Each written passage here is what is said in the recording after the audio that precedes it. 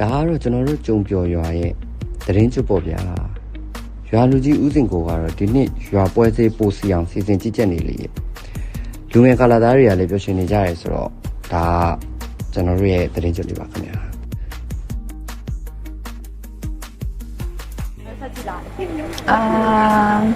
အဲ့ဆိုရင်ဒါနဲ့လေဒီနေ့ဒီလေဒီစီအောင်ပေါ့အေးနော်ပေါင်းလုံးရဆိုရင်လည်းရွာအရန်ညာဒီနေ့ဦးမပါဆမ်းပါလေဒီတင်မော်ဒီကြောင့်တိုက်တယ်မလားတင်မော်ဒီကြောင့်ဆမ်းတယ်အန်တီတင်မော်ဒီထောင်းတပွဲအဆက်ရှော့ပေးပါဘုမောအဆက်ဟောက်တင်စားလို့ငါတို့နောက်နေ့ကျရင်လည်းဒီမျိုးပဲရှောက်လိုက်ကြမယ်နော်ဟုတ်ပြီ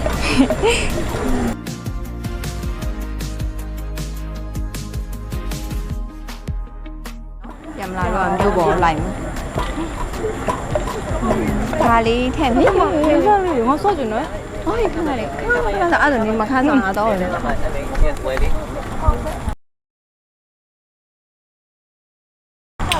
ဟာဈေးတယ်လည်းမြန်လိုက်တာ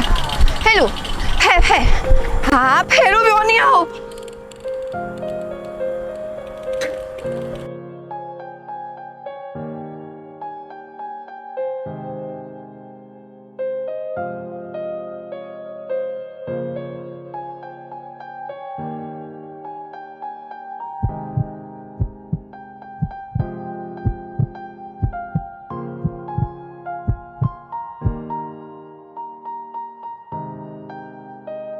ဟဲ့လို့ဖဲလို့ပြောနေအောင်မကြောက်ဘူးလားညာ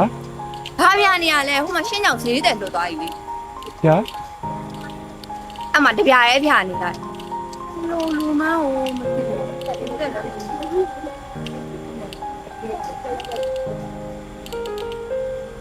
လူမင်းကလေးလဲကွာငါ့ကိုမကြောက်မလန့်တော့ငါ့ရင်ဘက်ကပုံဒီလိုဖြစ်သွားနေမကောင်းတဲ့တူရဲ့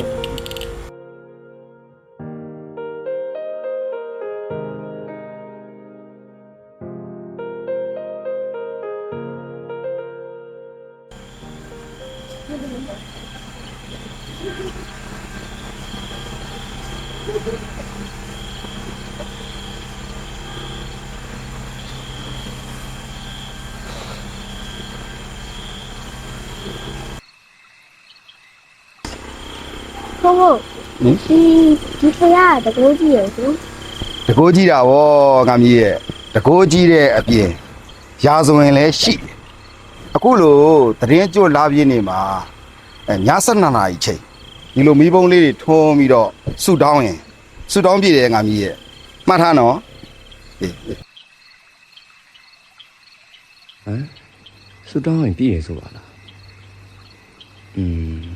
ဟုတ်ပြီ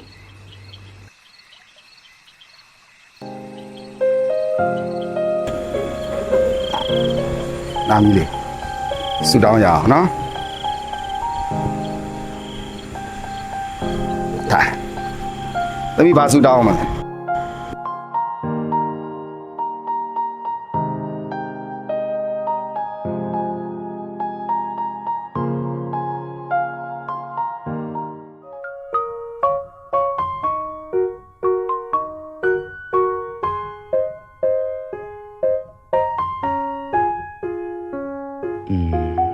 ဟုတ်ပြီငါလည်းရီးသားစွတ်တော့ဟင်နေမဟုတ်ပါဘူးရီးသားတဲ့ငါ့ကိုတွေ့ကက်နေတဲ့တငယ်ချင်းစွတ်တော့လာကွာကြားတယ်ဒီတည်င်းကျုပ်ငါမငါဖြစ်တဲ့တငယ်ချင်းတွေအမြဲဆုံးရပါစေ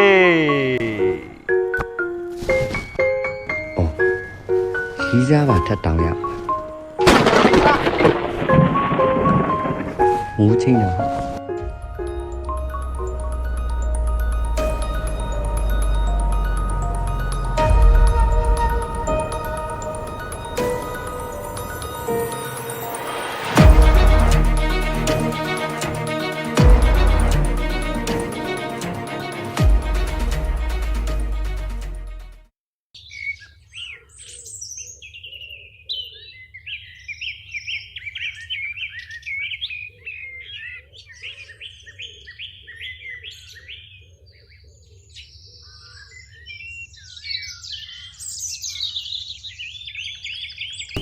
လုံးလုံးလာနေကြလိုက်တာနော် ဟဲ့ကွာလှုပ်ပြ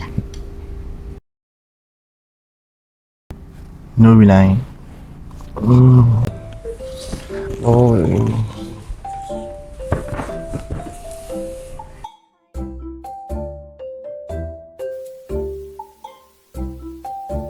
မင်းတို့ရဲ့ဘယ်သူတွေလဲ မင်းတကယ်ကြီး ဟာတငယ်ချင်းလေငါလှုပ်ထလိုက်ရဘိုင်းလာပြောင်းနေရတော့မင်းတို့မြင်အောင်မြင်ဘူးတဲ့ဟာကို ဟဲ့လေနင်ခေါ်လို့ကငါတို့လာခဲ့တာ ခေါ်တော့ခေါ်ပြီးတော့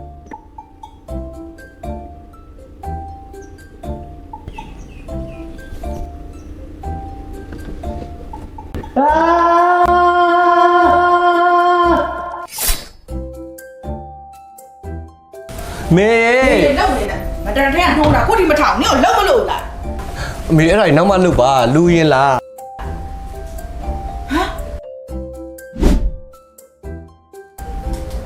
ဖိုးသားနင်ယောက်ျားခိုးလာတယ်ဟုတ်လား ဖေးရဲ့ဘယ်ယောက်ျားခိုးလာမှလဲဒီမှာ1ယောက်မဟုတ်ဘူး3ယောက်3ယောက် ဖေးဟိုင်းတုံးတော့ခိုးလာတာ မေလာ ခိုးသွားတယ်ဖိုင်လေသူတော့ဘာလုပ်လဲ မေသူတီ နင်တကယ်ကြီးဆို မဟုတ်ဘူးမြင်အောင်မမြင်ဘူး မင်းနာမင်းမြမှုတဲ့ ညသူခေါ်လို့လာတာ ညညကျွန်တော်နင်ခေါ်လာဆို ဟောဦးလေးတော့ဘူးမရပါဘူးမလည်းမသိ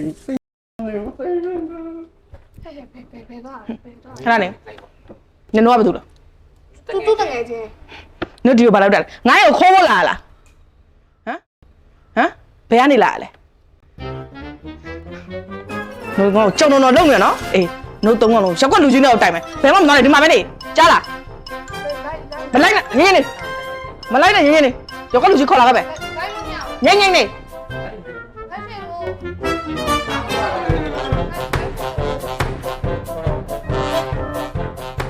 ဟောဘာလို့မသိဘူးရမ်းစိတ်ညစ်လာပြီ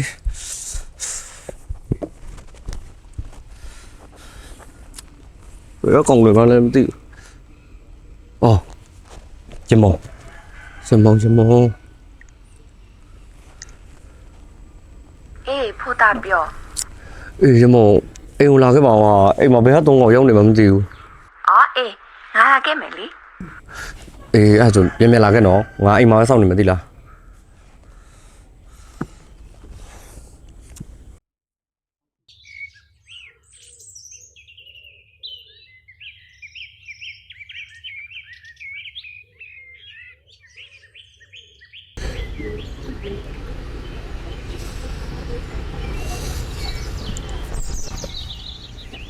ဟဲ့ဖိုးတာဘာဖြစ်နေနေရုပ်ကြည့်ရ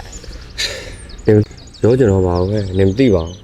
အော်မသိလို့မေးနေရလေဘာဖြစ်နေရလဲလို့ အိမ်မှာငါမသိတဲ့လူတွေကငါတငယ်ချင်းတွေဆိုပြီးအိမ်ကိုရောက်နေတယ် သူကနေတငယ်ချင်းလို့ပြောလို့ ငါတငယ်ချင်းတွေတော့ပြောတာပဲနင်သိနိုင်မလားဝင်ကြည့်ကြည့်ပါ ကြည့်ရကြည့်မယ်လေဒါပေမဲ့အခုတော့မဟုတ်ဘူးငါလှုပ်ရှက်ဘူးမမုံစီတာတားလိုက်တော့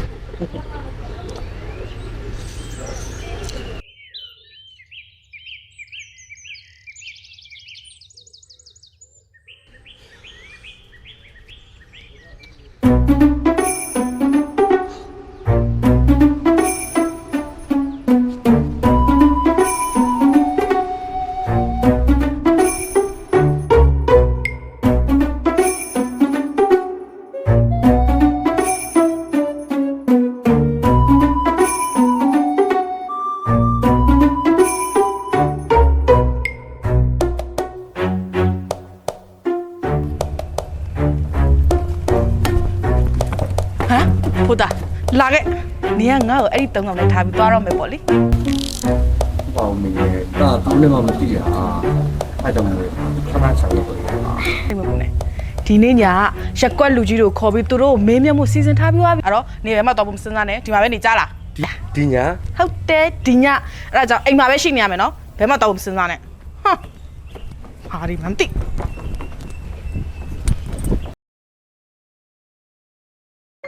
ညငါတို့ကြောင့်အိမ်မွားဆွင်းတော့မလို့လားအဲ့လိုမလုပ်ပါနဲ့နင်ကလည်း ငါ့ကိုမသိရင်နင်တို့သိကြလေ ဆင်းနိုင်ပါ မင်းမဲငါတို့အိမ်ခေါ်လာပြီးတော့မဟုတ်လားနော် အဲ့လေ စိတ်လည်းမသိမဲနဲ့ဘာဖြစ်လို့ပြောနေရလဲလို့စိတ်တွေချမ်းသာတယ် မင်းပဲသွားလေအနောက်ကနေအမြဲလိုက်မှာစိတ်ချ လိုက်မှာ အေးပါကွာမင်းတို့ကပဲလောက်ကြပေါ့လောက်ကြပေါ့တောင်းလိုက်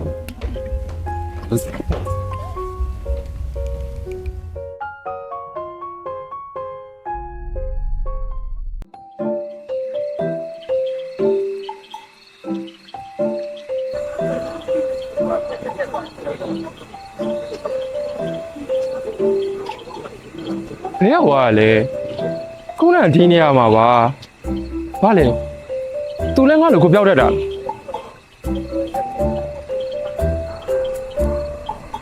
ဒီမှာရှင်ကျမနောက်ကိုဘာလိုက်ချောင်းနေရလဲရွာရဲ့လုံကြုံတွေကိုဘာမှတ်နေလဲတခါရဲ့ထိတ်တုံးခတ်ခိုင်းပလိုက်မယ် မဟုတ်ပါဘူးဒါလေးပေးခြင်းလို့ပါ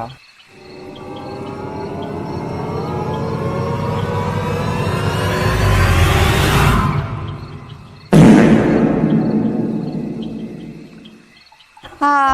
ဘာလာပြောနေရလဲကျုပ်ကပန်းနဲ့မတည့်ဘူးเนาะဘာပန်းမှလည်းမပန်းဘူးရှင်ခက်ကပိုးပန်းကြီးလာလုံးနေနဲ့တော်ရေရှင်မုံကယိုးနေချာနီလန်းလေးပါလေးရှာခဲ့ဟဲ့ရှေ့ရနေ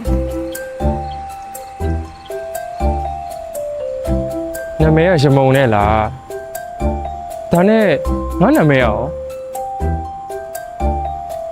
ဟုတ်သားပဲငါမှနာမည်မှမရှိရ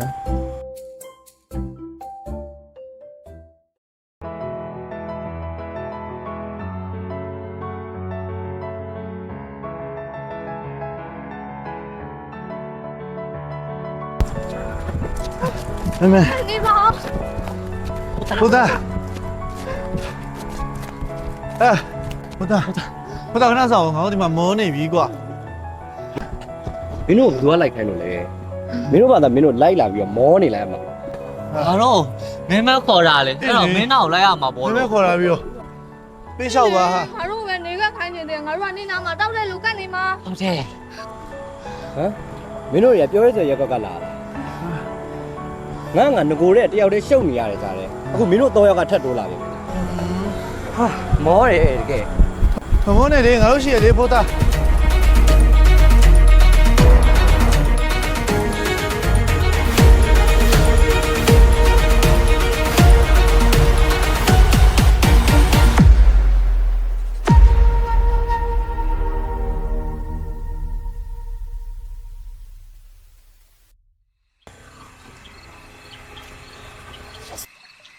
ဖိုးသားကွာဖိုးသားကိုဘာမှတ်နောက်ဆုံးတော့လွတ်သွားပ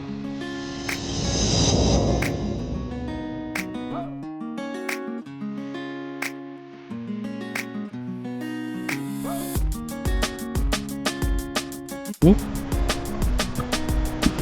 ဘာချင်းဟုတ်တာငါ့ကိုအမ်ဘီကုန်းလေးဝယ်ပေးပါသွေးမို့ကလားမို့ကွာဘာဝယ်မှလဲ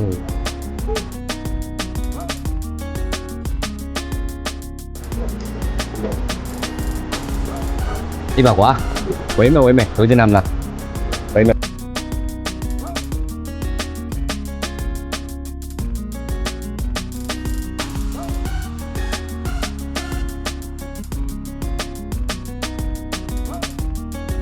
vừa quay tí lần hôm nay còn bé tiếp vào mình thì sẽ còn mấy trẻ nữa để sạc theo kia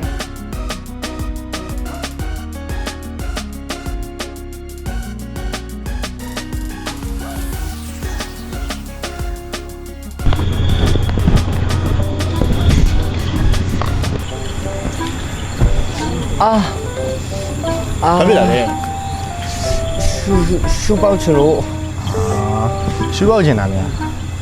ဘယ်လိုတော့ပေါက်မလဲ ဘလို့ပေါက်လို့ရမှာလေအတူတူတယောက်တည်းပေါက်မယ်ဟိုဘက်မှာစောင့်နေ ဒီပေါက်ရလား ဟိုဘက်သွားစောင့်နေတယောက်တည်းသွားပေါက်မှာဟိုစောင့်နေဟိုမှာစောင့်နေပါလေလက်ကြီးနဲ့စောင့်နေ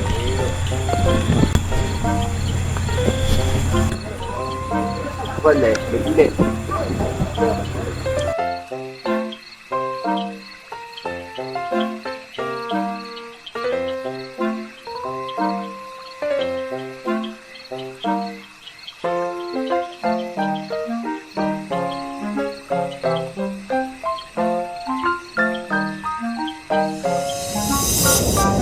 ရီလွတ်သွား မင်းတို့တွေကဘယ်တော့ရောက်နေကြတာတော့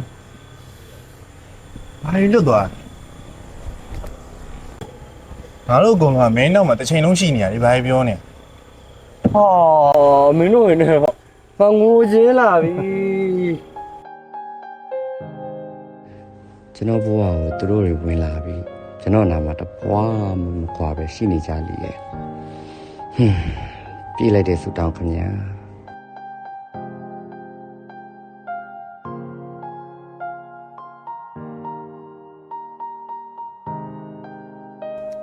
ကဲပါပါငါတို့ဒီနေ့တည်င်းချုပ်ကိုတူတူပြအောင်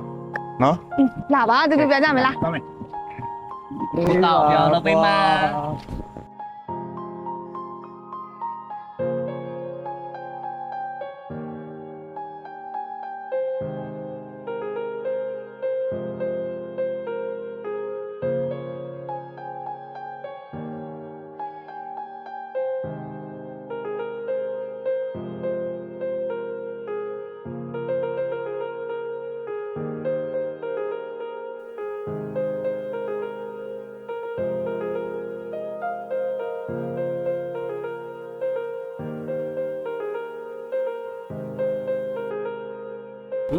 ပန်းနေယူလာတာ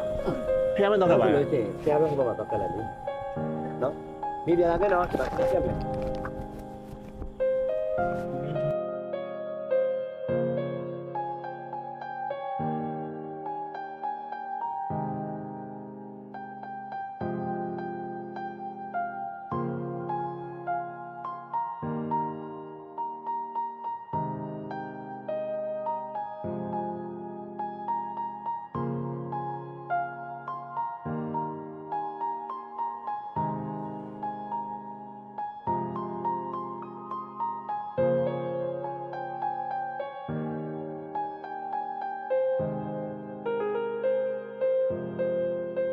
ကိုတို့ရွာမှာတရင်ကျဆိုရင်ဒီလိုစမီးတွေထုံနေအခုလိုမျိုးရွာကြီးကပန်းနေစေဒီမှာလာကတ်တယ်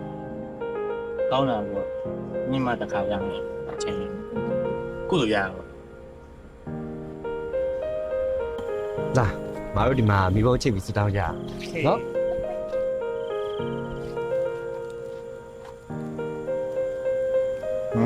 ဒါပြီ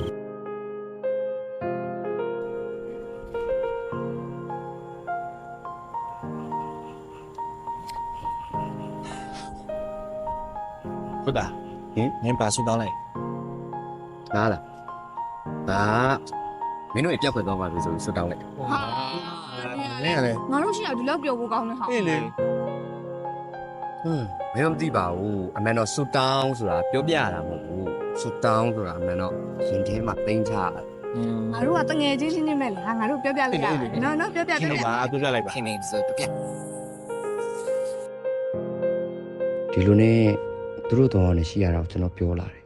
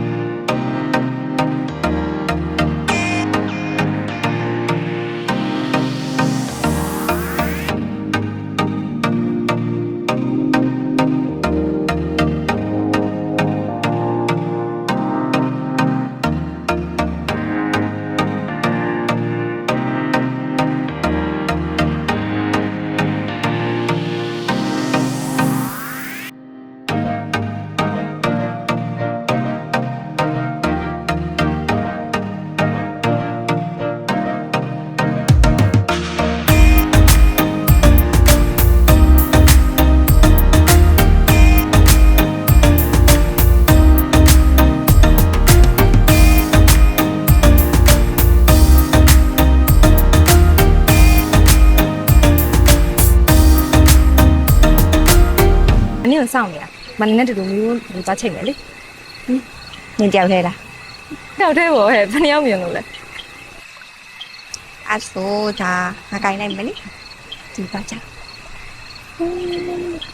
နားမလို့ဒီနားမချင်း ဟ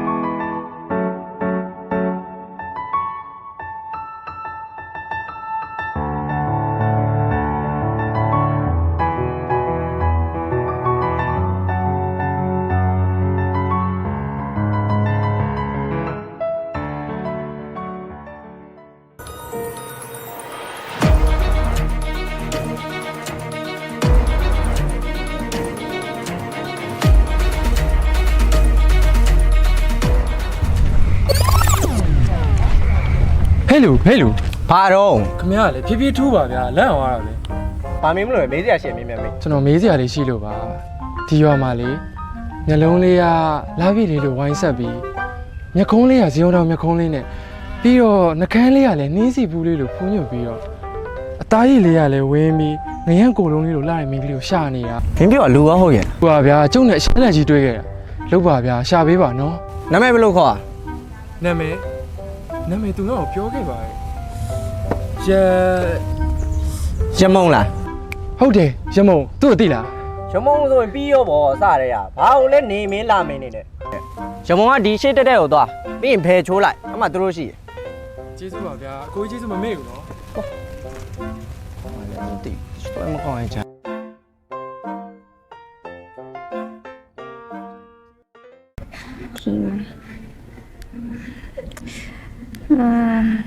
တရင်ကျွတ်တောင်ပြေးရမယ်နော်ဟုတ်ပါဒီနေ့ဆိုတရင်ကျွတ်တာ3ရက်တောင်ပြေးပြီငါဖြစ်ပွဲစီလေလို့တော့မမွားသေးဘူးဒီညအဝပတ်မယ်လေနော်ငါလည်းတရင်ကျွတ်ပြီးရင်ကြောင်းတက်အောင်မှာဆိုတော့မြို့ပြန်ရတော့မှာအားလည်းရကြရင်ပြန်လာမှာပေါ့ဟာဘာမှစိတ်မကောင်းဖြစ်နေနော်ငါတို့ညတိဆက်ပြီးဆဲကြမယ်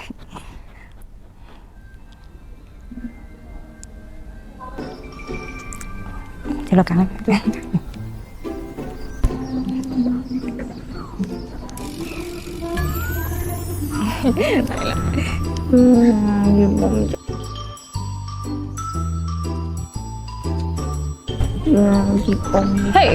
ဘာတူလဲဘာလာချောင်းနေရလဲ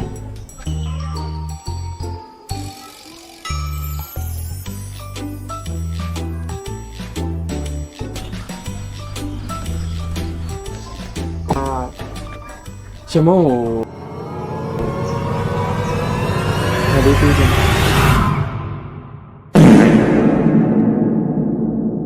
ရမုံနင်သူ့သိလို့လား တော့ဘောဟိုတနေ့ကငါ့ကိုဖိုက်ချောင်းနေဒီမှလည်းမသိဘူး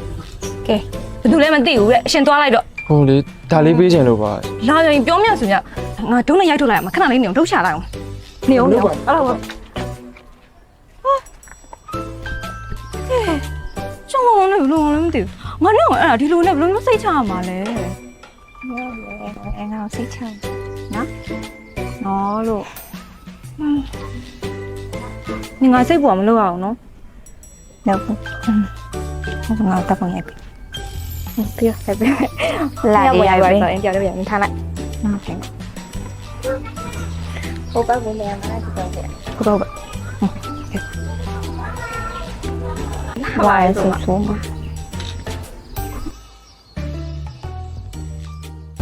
ဆက်တည်းရသူကတားရတယ်နော်အေးမိုက်တယ်မမပြိုင်းလေးနင်ကမလုပ်ပါငြိမ်နေစမ်းပါလာအဖြေရှင်း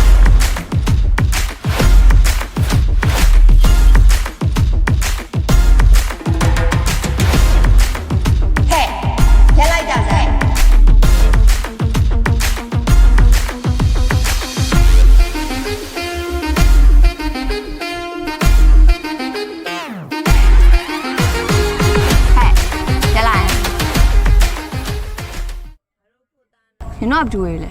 破大脑，怕他漏的。ငါနေကောင်းနေမရဘူးတို့က၄ယောက်တောင်နေမယ်ပြောနေပလာနဲ့နေပြောနေရှင်း ခင်ဗျားတို့ဘာလို့မို့လဲအရင်ကပဲဖိုးသားကိုနိုင်ကျင်းလို့ရမှာနော်အခုဖိုးသားမှာကျွန်တော်တို့ရှိတယ် ဟုတ်တယ်ငါတို့ရှိတယ် ခါတို့ကဘာလုပ်နေလို့လဲဖိုးသားဒီမှာနေတော့လည်းမကြောက်ဘူးဖိုးသားကိုလည်းမကြောက်ဘူးနော်ငါမေးရတာဖြေစမ်းပါ 你俺来谁说吧？没老板呢哦，拉早早，俺来进没老板呢。 ဟာနေစမ်းပါနေလို့ပါလေငါမေးရပြော ငါတို့ကဖိုးသားကိုပြောင်းအောင်လုပ်ပေးဖို့လားတခြားဘာမှမလုပ်ဘူး ဟုတ်တယ် ဟုတ်တယ် ဖိုးသားတငယ်ချင်းတွေမလို့ဖိုးသားစီလာလေဘာဆန်းလို့လဲ ဟုတ်တယ် 上来着， ပြောရရှိသေး 哎， နေပေါင်းနင်တို့ကဘာတွေဖြစ်နေကြလဲ သူတို့ငါတို့နိုင် နိုင်ချင်းနေ ကြည့်ပါဦးငါတို့ငယ်ချင်းချင်းမိတ်ဆက်ပေးနေကြ နိုင်နေတို့ကပဲသွားကြမလို့လဲဟုတ်စုလိုက် ဘာဦးစီဒီမှာလေတန်ရှင်းလောက်ရမှာလေ အဲ့ဆိုနောက်လည်းတူသွားမယ်လေ တူတူသားကြမယ်လေ နော် တို့နေရောလား သွားမို့လဲ အေးသူတို့နဲ့ဘာဖြစ်လို့လဲခေမမော့ 这样有点没了吧？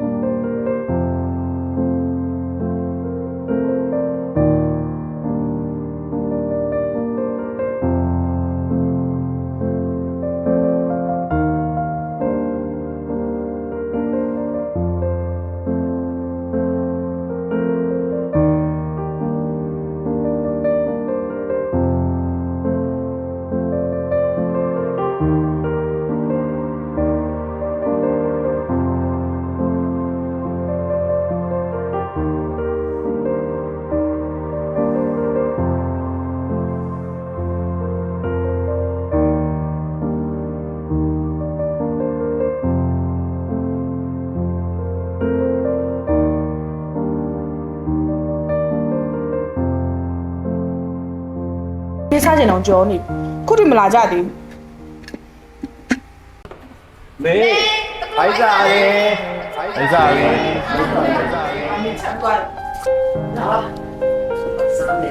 ဆုံးပဲဘိုက်စားနေကြပြီလား အားပေးပြီ ခဲတော့ညီပြီးဖပြေငါလည်းတွေ့ ဒီတိုင်းစားမှာမရရတစ်ကလုံးစားမှာ ဟုတ်ပါတစ်သက်လုံးစားပါ ဖိနေပြီတမီမှာဘလောက်မစားရ တေ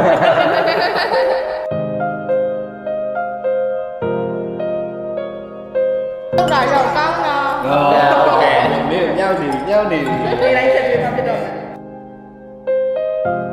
ဒီလိုမိသားစုဆိုလေးတငယ်ချင်းတွေနဲ့တူတူရှိနေကြတာကျွန်တော်ရင်ထဲစိတ်မှန်နဲ့တောင်းဆိုနေတာ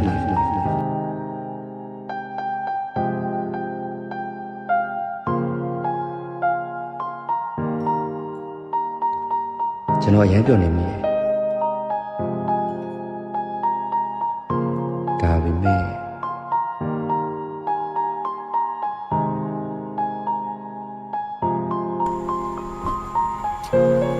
မင်းနိုင်တယ်မကောင်းပါလားဒီလိုပါပဲဒီနေရာဟုတ်တယ်လေဒီတရားကိုမင်းတို့ခေါ်လာကျွန်တော်ခေါ်လာခဲ့ရ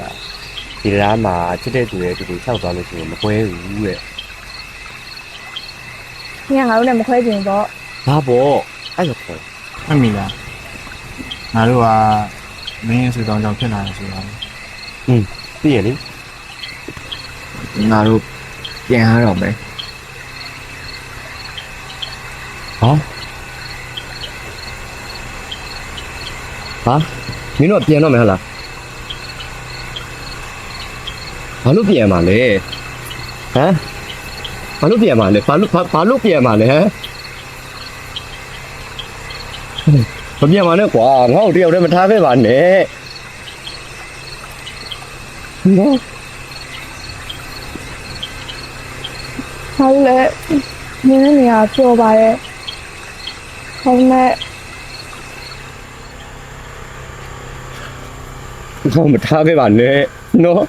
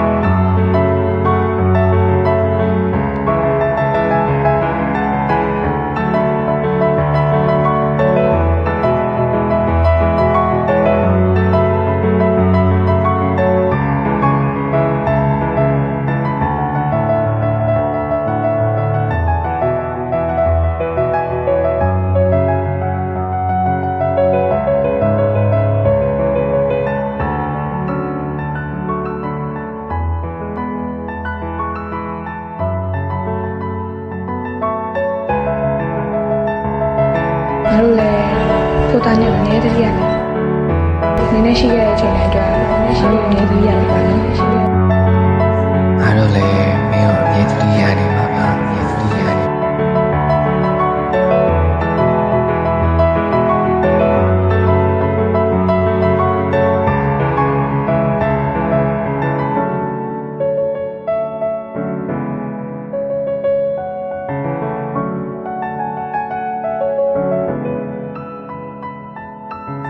မင်းနာမ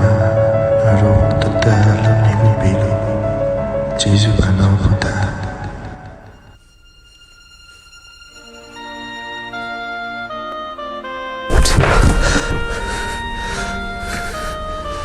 မင်းတို့3ယောက်ဘာမှလဲကွာဘာလဲဒါအိမ်မက်လေတကယ်လား ဟုတ်ပြီပမာလဲကွာငါရဲ့တောင်းစုလေးဖြစ်တဲ့မင်းတို့ကငါအမြဲတတိယနေမှာပါမင်းတို့ပြန်ပေါ်လာမဲ့တတိယတိုင်းငါစောက်လို့နော်